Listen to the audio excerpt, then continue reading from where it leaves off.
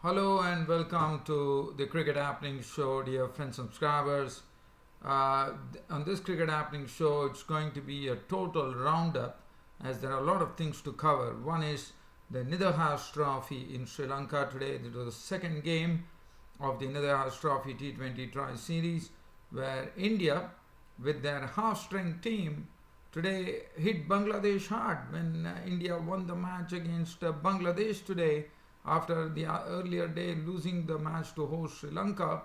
I thought India would be definitely very happy with this effort. Vijay Shankar was named man of the match and India won the match by 6 wickets. It was totally due to Shikhar Dhawan batting and Javed Unadkat bowling, which I'll be talking about.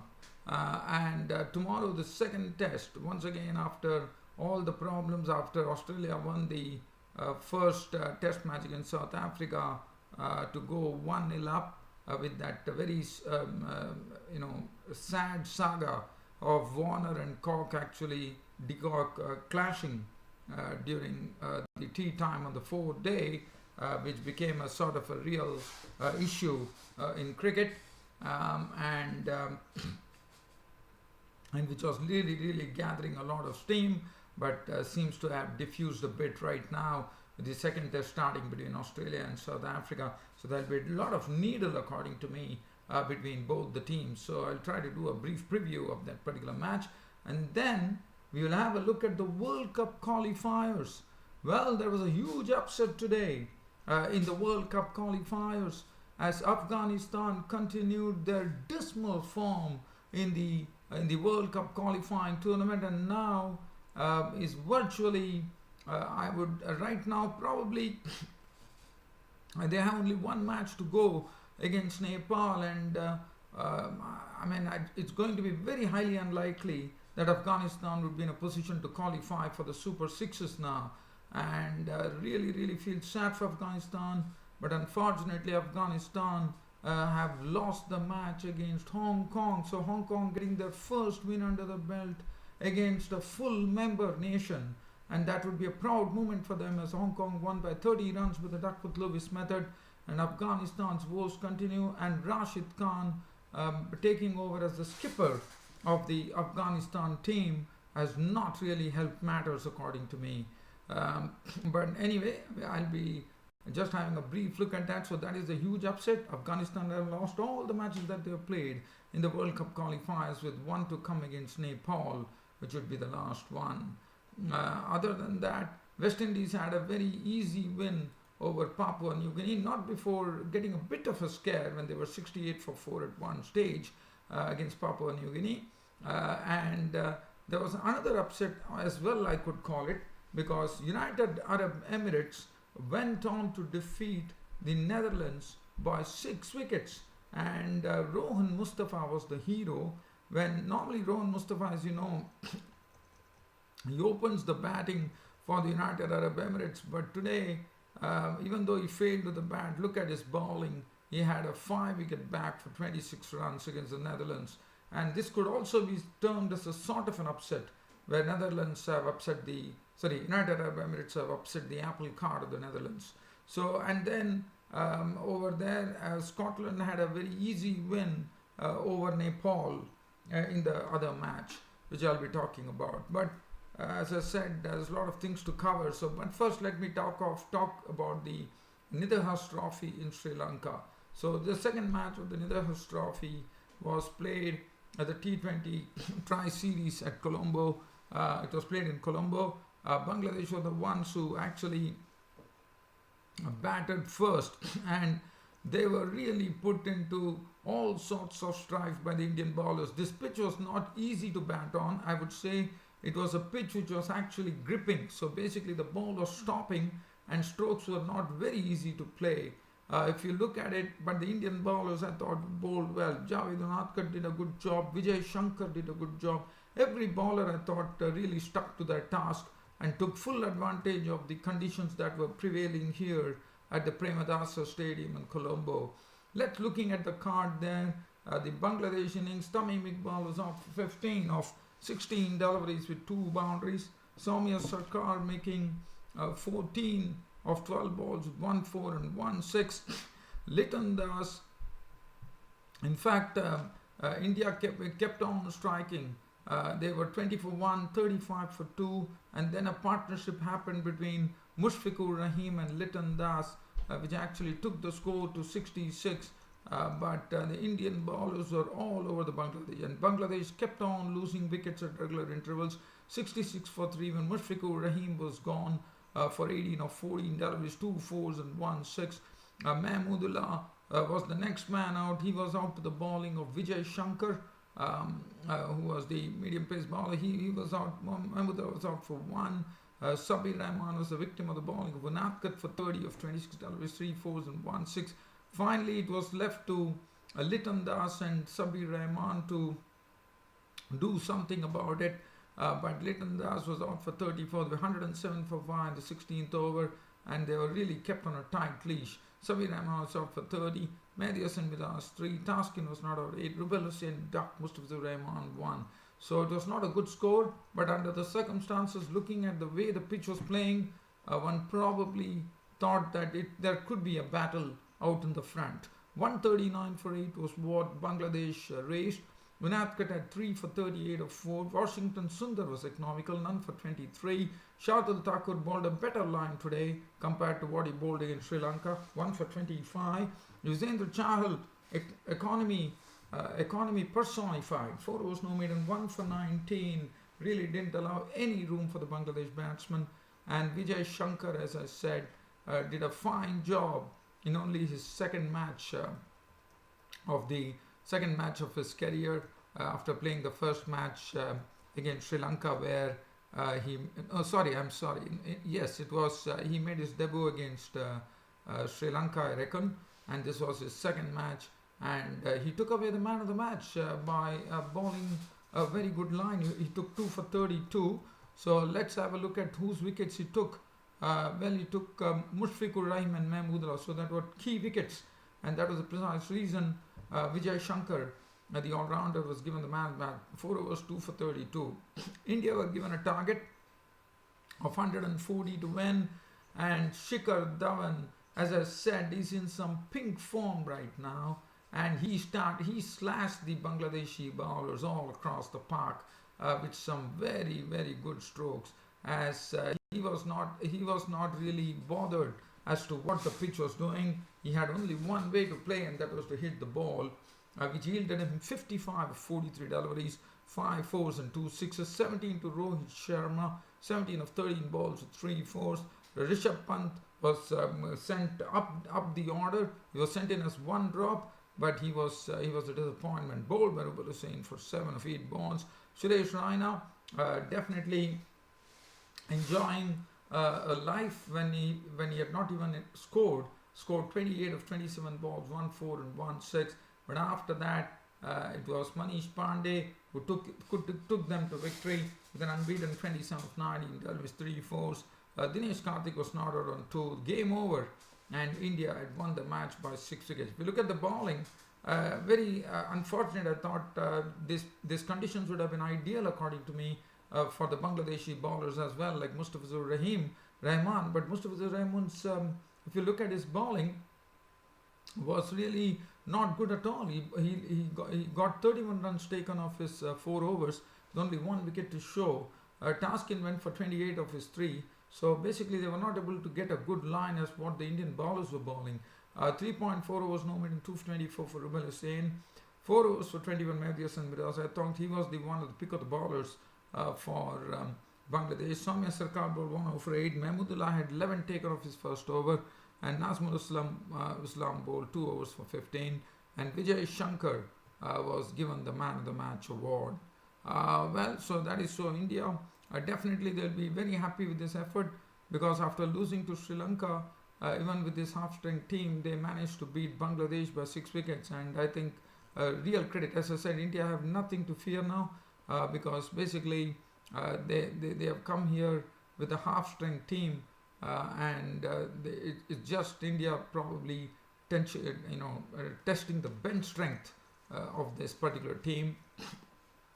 And I think India would be very, very happy that they won the match against Bangladesh by 6 wickets.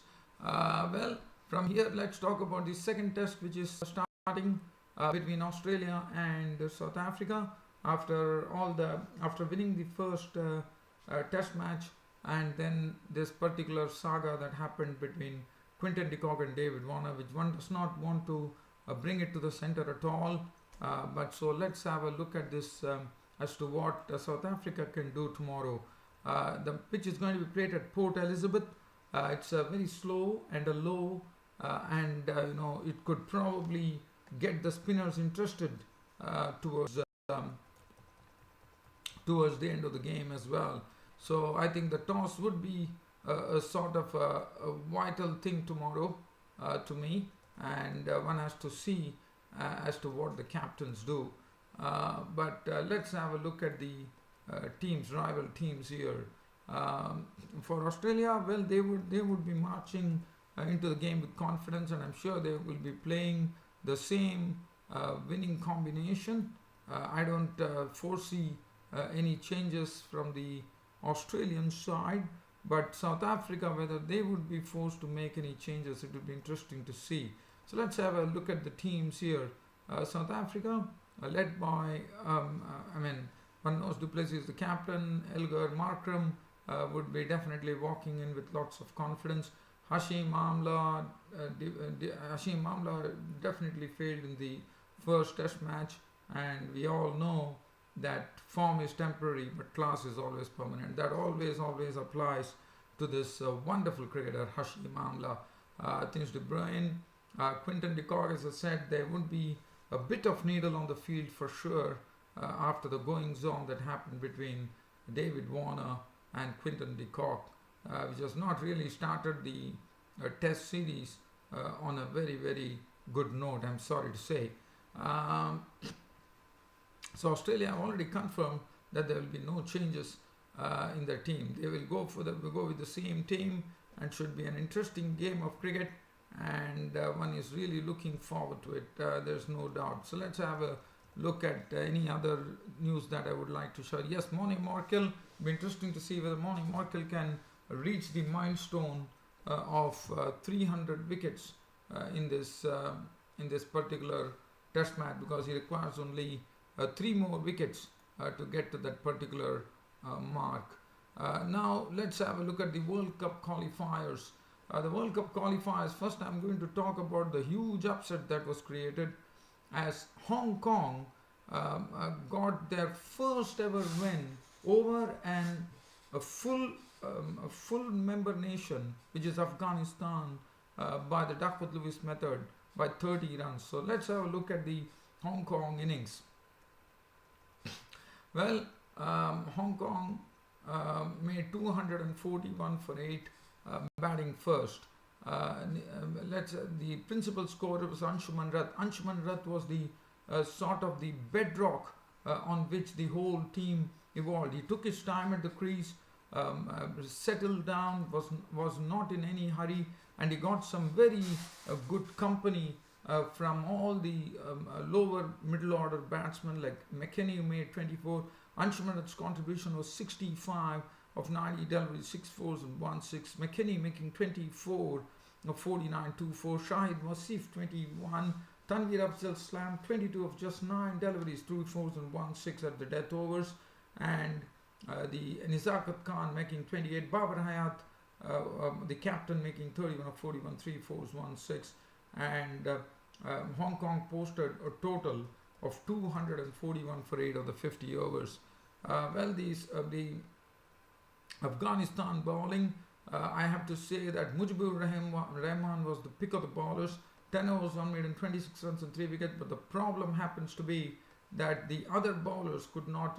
In fact, Dawlat Zadran, who normally bowls so economically, his 6 overs was taken for 49 runs. Shafruddin Ashraf 1 for 34. Rashid Khan, one would have expected Rashid Khan to have much better bowling figures than what he had. 10 overs, 1 made and none for 39. Shapur Zadran 8 overs, 1 for 38. And I thought Anshuman Rath, dealt with Shapur Zadran and Dawlat Zadran in a very aggressive manner as well. So Mohammad Nami 3 for 48. And so 241 for 8. the Afghanistan team, due to the rain, they were given a revised target of getting 226 from 46 overs. And if you look at the card there, the highest scorer was Dawlat Zadran, who was there till the end, but he could not take Afghanistan over the line, and they lost the match. Javed Ahmadi 22, Hasanullah 20. Mohammad Nabi tried to really become, tried to play a very, very evenly paced knock of 38, but definitely there was not much support. Najbullah Zadran, that was the best partnership that happened for them when Najbullah Zadran and Mohammad Nabi were decreased when Afghanistan had lost 4 wickets for 73. But then it was today the hero for Hong Kong was the young off-spinner Hassan Khan. What a bowling performance from him. 9 overs, no made and 4 for 33, and it was a wonderful performance. And he was the man who was named man of the match, and he was the man who led the Hong Kong team to their first ever victory over a full member nation, and that would be a proud moment for Hong Kong. Even though they might, whether they qualify or not, it is different, but beating Afghanistan in itself is quite an achievement according to me. So 4 for 33 for Hassan Khan. The other matches that happened, so Afghanistan definitely struggling, and from here on it looks like Afghanistan would definitely miss the bus to the World Cup unless they have to see whether certain matches happen when probably they have only one match against Nepal, and one does not know even if they win it. I doubt, because the other teams are all doing well, and Afghanistan virtually I think they won't be in a position to qualify for the World Cup. But again, let's still wait and watch as to how things go. The other match that I will be talking, on a brief manner, is that West Indies were playing against Papua New Guinea, and one has to say that West Indies could have had a much convincing victory than the victory that they had by 6 wickets against Papua New Guinea. So Papua New Guinea actually has to be credited for putting a score of 200 in their 50 overs against the West Indies. The highest scorer being Wala, who made 57 of 89, 6 fours. Tony Ura contributed 37 of 45, 2 fours and 2 sixes in that knock. And then 35 coming from Dai, and Vanuva making 35 with some very powerful hitting to take Papua New Guinea to 200 all out. And Carlos Brathwaite was the one who actually got a 5 wicket back, 10 overs, 2 medals, 27 runs and 5 wickets. That also happened to be his best ODI haul for Carlos Brathwaite. West Indies, well, they did not have the services of Chris Gale today. They lost Evan Lewis and Solomon Hatmere pretty early, and then it was left to Shai Hope to really play a stonewalling knock of an unbeaten 49. But it was Jason Holder, and they were 58 for 4 at one stage in the 12th over, and that was really ringing some alarm bells there. But Jason Holder came in and saw to it he saw to it that West Indies won't be really letting this opportunity go. And thanks to Jason Holder, who remained unbeaten on 99 of 101 balls, 9 fours and 4 sixes, West Indies won the match by 6 wickets. But credit to Papua New Guinea for the way they bowled. Really full credit. In fact, now had 6 overs, 1 for 16, and full credit, according to me, to the Papua New Guinea team for bowling in such a manner. And also they did well with the bat as well. So Papua New Guinea definitely doing a very good job, even though they lost the match against the West Indies. Now, the other match was sort of an upset once again. United Arab Emirates upsetting the apple cart of Netherlands with Rohan Mustafa playing a great role with the ball. Normally he's the opener of the United Arab Emirates team, but with the ball he had a scalp of 5 wickets to take them to victory. In fact, the Netherlands actually batted first and they put on 177 for 4 on the board. The highest scorer being Wesley Baresi with 37, Ryanton Doshat with 34, and Rohan Mustafa, as I said, picked up 5 wickets in this particular match. And also, as far as United Arab Emirates were concerned, it was the coolness of the batting of Chirag Suri, who stuck it out there like a leech and made an unbeaten 78 of 126 deliveries, 7 fours and 1 6 to actually take them to victory. And definitely it was a very, very good victory. And I'm sure United Arab Emirates were very, very happy with this victory, because they have gone on to actually defeat the Netherlands, and Rohan Mustafa was the man of the match. And lastly, there was a victory for Scotland, easy victory for Scotland over Nepal, with the captain Kyle Coetzer hammering 88. Well, dear fans and subscribers, it's about time for me to bid you all a very good night on this daily cricket show of mine, but promising you there's more to come on the Cricket Acting Show tomorrow. Until then, good night.